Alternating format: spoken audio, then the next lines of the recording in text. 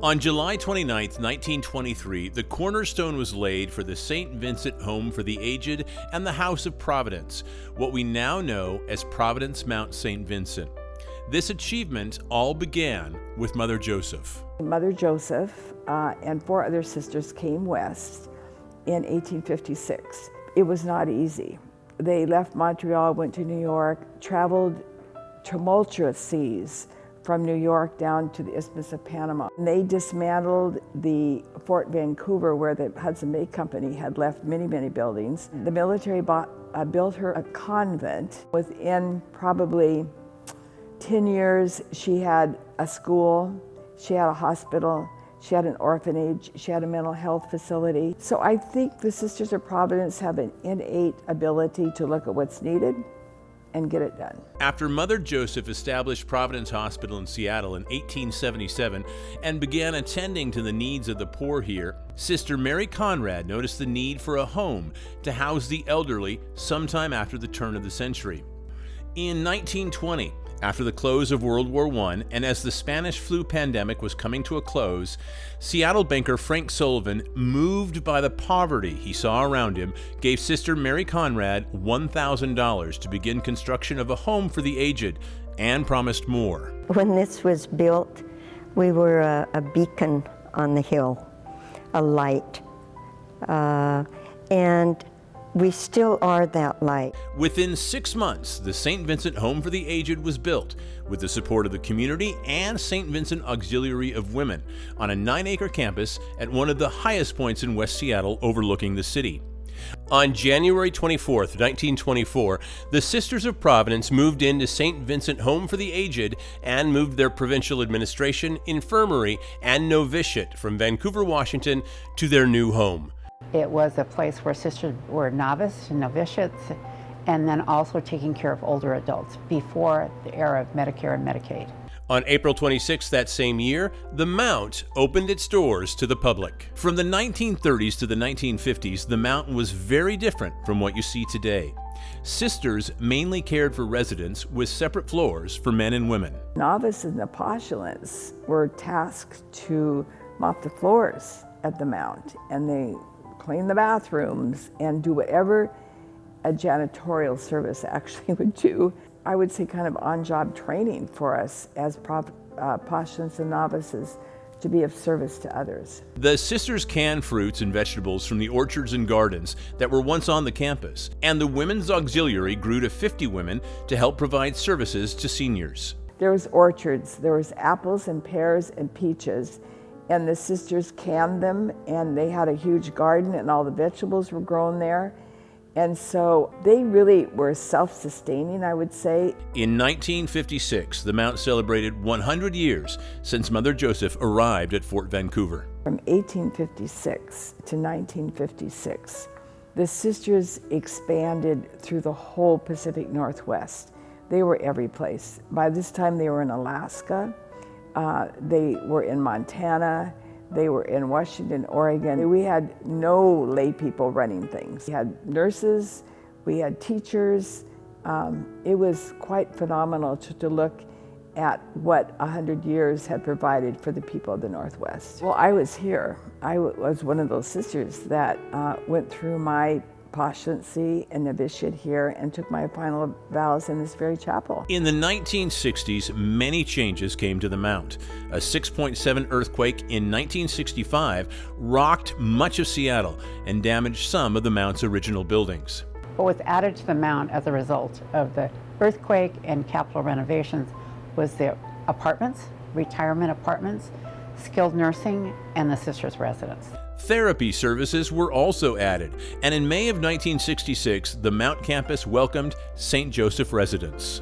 St. Joseph Residence was built with the intent of add the sisters that would not only live here, but could get their health support needs taken care of as well. In the 1970s and 80s, the Mount continued to grow and hit some key milestones, including celebrating its 50th anniversary in 1974.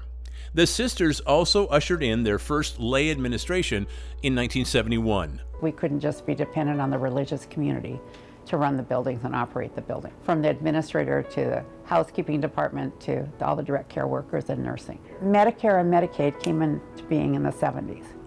And the idea was to help seniors and older adults who needed services in residential settings or in healthcare settings, that there would be some financial means to support it.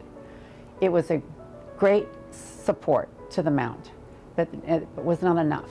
To face the challenge of seniors living longer and running out of income, the Gamlin Foundation was established in 1982. Emily Gammon started our religious community in Montreal in 1843. Sister Rita Ferschweiler was instrumental in establishing the Gamlin Foundation, which we know today as the Providence Mount St. Vincent Foundation.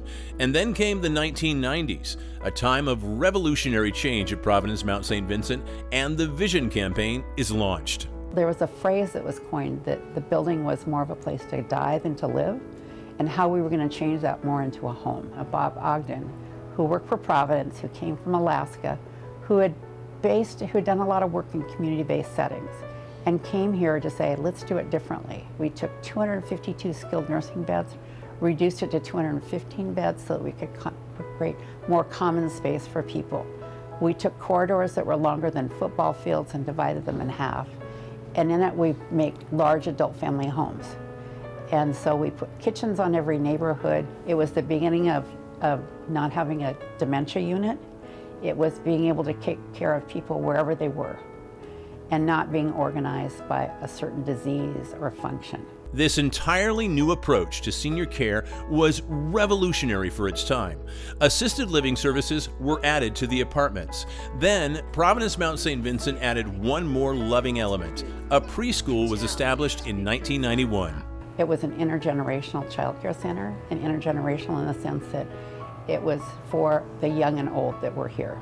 We started out with one classroom of 35, and by the time we finished, and 5 years later, we had 125 children in the building.